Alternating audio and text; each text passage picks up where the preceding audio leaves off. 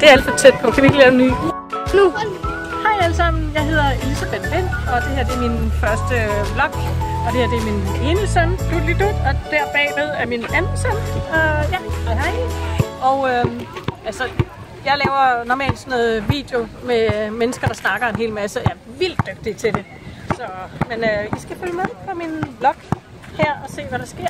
Og ja, jeg er ikke kikset overhovedet. Loga, hvordan var det nu, at man fik kamera frem, hvis jeg selv skal lave den der optagelse? Du skal trykke på er det video. Den vej? Altså, du skal trykke på video der. Du kan se det lige dernede. Jeg synes ikke, der sker nyt. Den er bare sort. Altså, den er helt blank. Okay.